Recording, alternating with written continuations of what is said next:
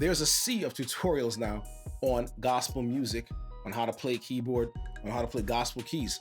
And some of you that are trying to level up your playing, you're actually looking through those things and you want to get better at what you do. Unfortunately, you can't always hear the chords, and there aren't always tutorials or some type of way to learn the song available. So what do? What if I told you there was a way to actually rip chords from virtually any song, chords and licks, from the songs that you hear on YouTube? Stick around, let's discuss.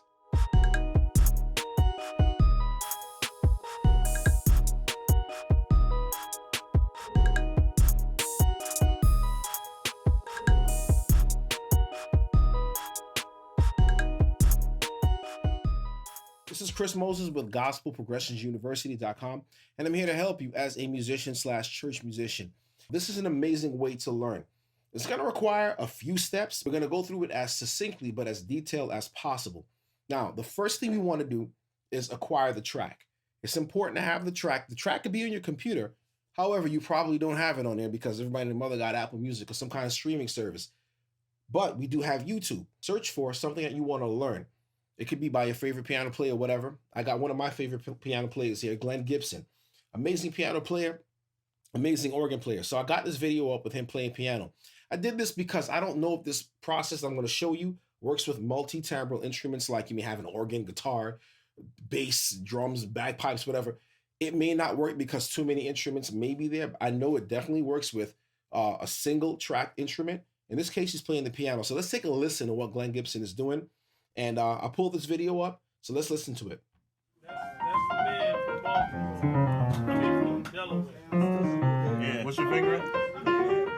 Okay, so here he is showing somebody some licks on the piano. Well, we can tell that this is a real piano, and all we have is we don't have any special software. We just have the actual piano and him telling what the notes are.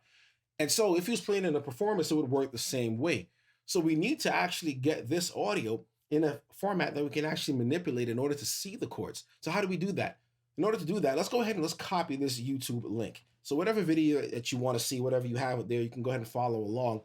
I'm going to use this website as an example. So now that I have that URL copied, right, I hit Command C, or if you're on a PC, you hit Control C. I'm going to head on over to another website. It's called ymate.app. When you get to this website, this is step number 2. We're going to extract the audio from the video. This website is a tool for just that. It says right there, download video and audio from YouTube. We're not concerned about the video. We're concerned about the audio. What we do now is go to the middle. We're going to press Command V or Control V to paste that link that we just had. Boom. Here pops up a thumbnail of Glenn Gibson and the title of the video from YouTube, Glenn Gibson Jr. on grand piano messing around. Right next to that video, they're going to give you 3 choices, video, MP3, or audio. The last 2 are the same. We're not concerned about the first one. We want to hit MP3 or audio, either one, it doesn't matter. We don't want the first option here where it says download. We want the second one because this is the higher quality. We can tell because it says 128K. This one says 160K. And more than likely, they're talking about the bit rate. Without getting into that, it has something to do with quality. The higher the number is, the better quality. Take my word for it. We're going to hit download. Once we do that, it's going to say the file is being prepared. They're doing the magic stuff in the background. Just take about 10 seconds. Here we go. Once we hit download, it's going to give us some options here. It's going to give us this kind of mixed up, numerics here with some numbers and letters, .mp3. Well, you kind of want to name it something more specific so it's easier to find. So I'm going to name this audio file from that video, Glenn, G-L-E-N-N, Gibson, piano, right? .mp3. I already went and created the file and saved it on my desktop. You can create one on your desktop, in your documents, or wherever you would like to save it. I'm going to save it now. So now for step number 3, head on over to this website. The one you're looking at, it's called bandlab.com. This is a free digital audio workstation or DAW web app. This allows us to do things an audio engineer or people that work in the audio field would do. We can process it and get it down into small bite-sized chunks, and it's very simple. I'm not going to show you anything complicated. We're just going to do this in a few steps in order for the song to be made in a more manageable size. If you haven't signed up for it, you can go ahead and sign up. It takes 2 seconds. You put in your email address, or you can sign up with Google or one of the other social media apps. But I already happen to have one, so I'm going to go ahead and log in. Once we log in, the first thing we're going to get hit with is this feed. We're not interested in none of this stuff. We don't really care. It's a lot like Facebook. What we want is that big oblong button in the right-hand side, and hopefully you're using a Mac, a PC, or a desktop, as this won't work on a phone or a tablet. Hit create, And once you hit create, it's going to say new project and song starter. We want to select new project. It's going to take a moment, maybe 10 seconds or so. Here we go. After it loads up, we're going to see this, where it says new track. We're not concerned with anything else here, but what it says here in the corner on the bottom, import audio MIDI. We're going to select that. Presto, up pops the song that I just got from before, the entire 11 minutes or the track or the audio, 11 minutes and 7 seconds that I have in that folder called Ripped Chords and Licks. So I'm going to go ahead and I'm going to select that. Then I'm going to hit upload. Allow. So what we see now is the actual DAW or the digital audio workstation. So now we're at step number 4. We can select and download the desired location of what we're trying to hear. In order for us to get this down to a manageable size, because it's 11 minutes and 7 seconds, we don't need the entire thing just yet. We're going to just kind of get maybe up to this section over here where it says 5, right? And again, we can play it back. We can press return or enter. It'll go back to the beginning, the playhead here, hit the space bar, and it'll give us the notes and tell us exactly. We can hear it because we know what's being played. Yeah. What's your finger at? I'm going to stop it here. And I'm going to go back to number 5 here. And now what I'm going to do now is select this thing, this audio here called a region. So this audio region is not selected right now. But when I hover over it, I hit my mouse, you get a white border around it. It's important because we have to break it down at the point where we see this playhead at. We press S. And it cuts it exactly where we want it. So the rest of it is selected. Since it's selected, we can go ahead and we can delete it. It didn't destroy the file. It isn't gone. We can take this now and spread it, not that here. We can take the region now and open it right back, one more time, and open it right back here when it's a single arrow. We can open it right back to where we had it before, okay? But we don't want this entire thing. We have exactly what we're looking for. How do we get this portion of the audio back onto our computer? We need to, because we have to do one final step in order to process it so we can see the notes that are being played on the screen. Go over to the left side of the screen where you see what's called a hamburger menu. It's these 3 horizontal lines here. Click on it, and we're going to go over to Project, and then we're going to go to Download. And from Download, we're going to go to Mix Down As. So click Mix Down As. Percentages again, you're going to see this where it loads. So once it's finished processing, we have 4 options here. We want the biggest size, the 1.4 megabytes. This is the first one that we want to download.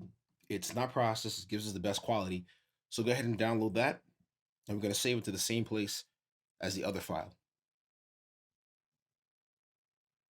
So once we save it, I'm just going to name it Glenn Gibson Short, right?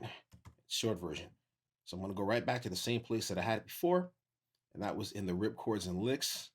I'm going to save that WAV file there. Once that's all downloaded, we're now going to convert the file. So step 5 is converting the audio to MIDI. So head on over to basicpitch.com. This is a lightweight audio to MIDI converter. This is the exciting part because we're going to convert this audio over to MIDI to allow us to see the notes on screen. So in the middle here, you'll see drop your audio file here. We just click on that and we navigate to where we actually saved that short file. In my case, it's Glenn Gibson short.wave. It's an 8-second file. So I'm going to select it and I'm going to open it. Now, here we go. What Basic Pitch went and did is broke this down into MIDI notes. We know what part we have. We can play back the audio that we uploaded. Yeah. What's your finger at? So it's actually gotten the whole thing. So now we want to play back what it sounds like.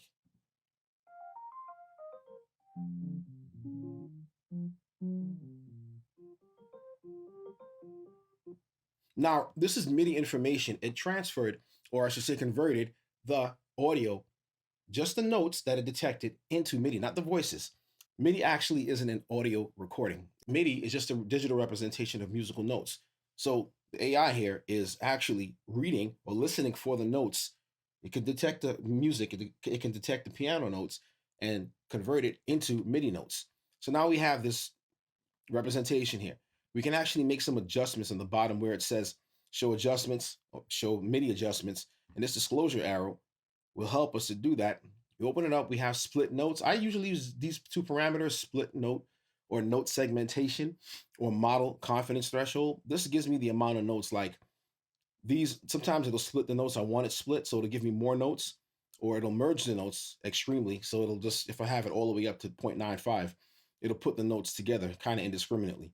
So I like to have it around this area here. And let me hear what it sounds like. I can play it back again.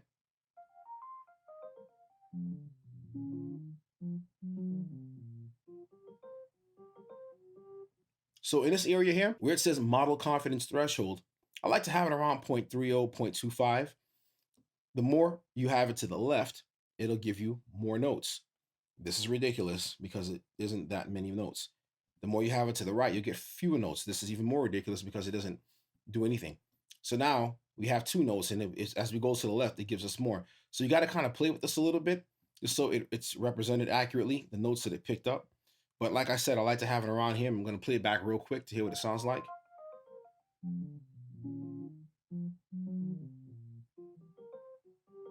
So now we have some representation of what this would sound like. So we can go ahead and just download the MIDI. We hit download. We can save it to the same place.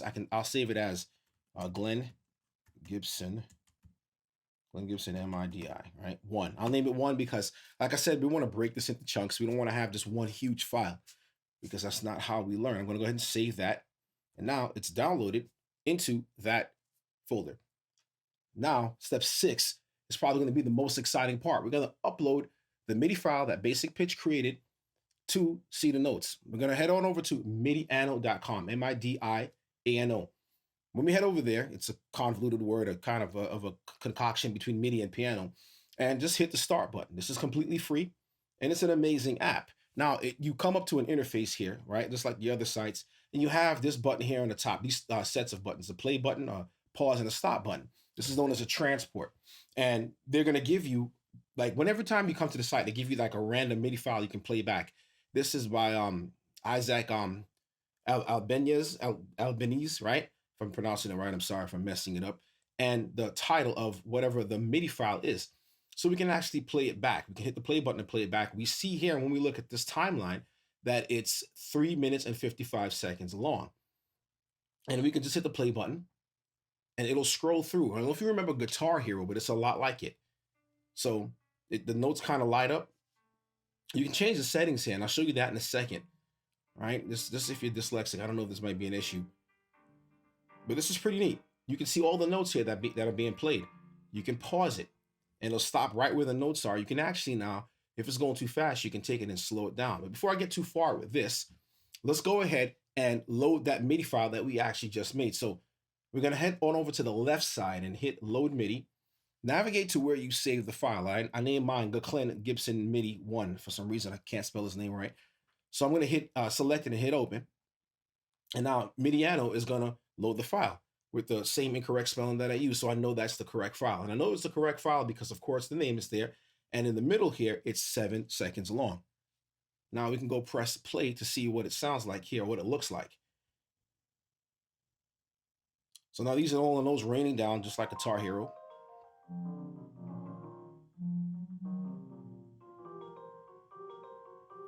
So we can take it, like I said before, and we can slow it down. So when we go to the right here, to the middle of this transport area with the play, pause, and stop buttons, we can slow it down. We can slow this down all the way to whatever we wanted to. Let's just say 40%.